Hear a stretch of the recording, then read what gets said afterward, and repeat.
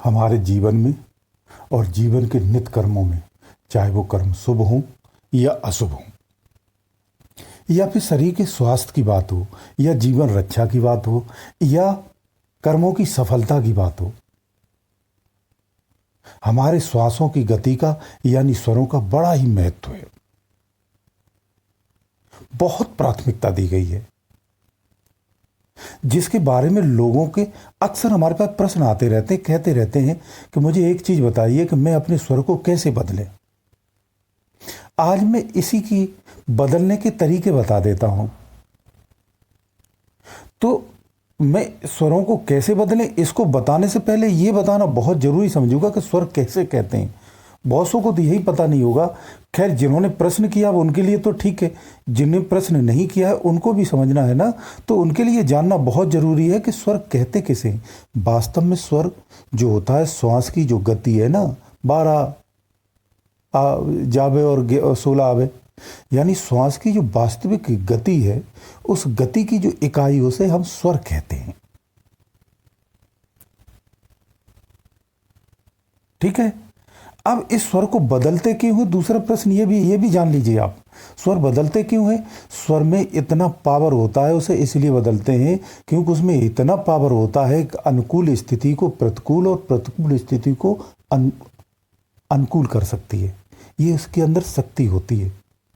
जो इन लोगों को समझते, जो इनके जानकार हैं, वो इस बात को मेरी को समझ रहे होंगे। तो इसको कैसे बदलते हैं वो मैं आपको बता दूं। सबसे आसान और उत्तम तरीका आपको मैं बता देता हूं। देखिए, आप जो स्वर आपका चल रहा है उसी स्वर की तरफ करवट लेके लेट जाइए। कुछ मत करिए, आप बस लेट जाइए। आप लेट जाएंगे, आप कुछ ही क्षणों में देखेंगे उसके अपोजिट वाला स्वर चलना प्रारंभ हो जाएगा। तो कहा जाता है ना, भोजन करते समय बायां लेटिए। बायां इसलिए लेटा जाता है कि दायां स्वर चलता है, दायां स्वर गर्म होता है तो आपकी पाचन शक्ति के लिए सहायक होता है, जठराग्नि के लिए परम आवश्यक होता है। लेकिन भोजन के समय जब प्रथम लेटते हैं तो बाएं तरफ ही लेटा जाता है, इसलिए नियम बना हुआ। तो जब आप बाएं तरफ लेटेंगे तो आपका स्वर चेंज हो जाएगा, दायां चलने लगेगा। इसी तरह से दूसरा तरीका और आपको था, ये तो बहुत आसान तरीका था, इससे तो बेहतर कोई हो ही नहीं सकता है। दूसरा है, हर समय आप लेट तो सकते नहीं, बाहर हो कहीं भी आपको स्वर चेंज करना तो क्या करेंगे, उसकी दूसरी प्रक्रिया है, वो मैं आपको बता देता हूं। आपको जैसे किसी शुभ कार्य के लिए जाना, या किसी यात्रा के लिए जाना, या किसी अन्य कार्य, कोई भी कार्य के लिए आप जा रहे हो, तो आपको स्वर अनुकूल करना होता है। तो जब स्वर आप उस कार्य के लिए अनुकूल करना है तो कैसे बदलेंगे, आपको तत्क्षण बदलना होता है। उसका तरीका ये है, मैं आपको बता दूं। आप जहां भी खड़े, जिस अवस्था में भी खड़े आप क्या करते, बैठे हैं, खड़े हैं, कैसे भी हैं, आप अपने स्वर को ऐसे बदलिए। जो स्वर चल रहा है ना, उस स्वर को रोक करके, जो नहीं चल रहा उस स्वर से सांस निकालना प्रारंभ कर दीजिए। जो चल रहा है उससे श्वास को तेजी से खींचिए, जो नहीं चल रहा उससे बाहर निकालिए। एक ये तरीका है। दूसरा तरीका ये है कि यही प्रक्रिया सेम उल्टी कर दो, यानी जो स्वर नहीं चल रहा है उस स्वर से खींचने लगी और जो चल रहा है उससे बाहर निकालने लगी, तो भी स्वर आपका बदल जाएगा। ये स्वर बदलने की प्रक्रिया है। इसके अलावा और सारी प्रक्रियाएं हैं जिनको मैं ज़्यादा महत्व तो नहीं देता हूं, लेकिन फिर भी आपके लिए बता देता हूं। जैसे घी खा लो तो वाम स्वर आपका प्रारंभ हो जाता है, या शहद खाने से आपका दक्षिणावर्त चालू हो जाता है। मैं इन पर बिलीव नहीं करता हूं, फिर भी दिया हुआ है शास्त्रों में तो मैं आपको बताता हूं। जो मैं अपनाता हूं वो मैंने आपको पूर्ववत बता दिया है। यही सबसे सरल प्रक्रिया है। ये 2 विधियाँ आप अपना सकते हैं। इसके अलावा और भी तरीके हैं, वो भी आप अपना सकते हैं। अब मैं आपको बताता हूं सुषुम्ना कैसे खोलनी होती है। ये अक्सर कर लोग हमसे पूछते रहते हैं।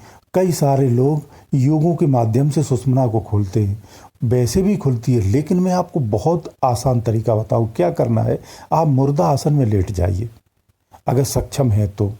थोड़ी देर आप लेटेंगे कि आप सुते से ही देखेंगे आपकी सुषुम्ना प्रारंभ हो जाएगी, ऑटोमेटिक खुल जाती है। अगर नहीं खुली तो एक प्रक्रिया और बता दी इसी आसन पर।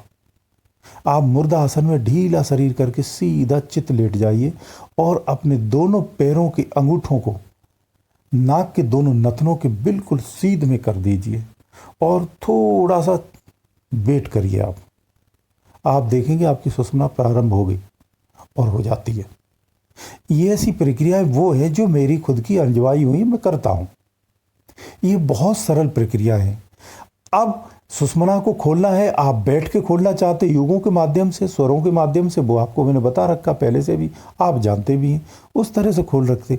तो मैंने आपको एक सरल प्रक्रिया बताई जिसके माध्यम से आप स्वरों को बदल सकते हैं।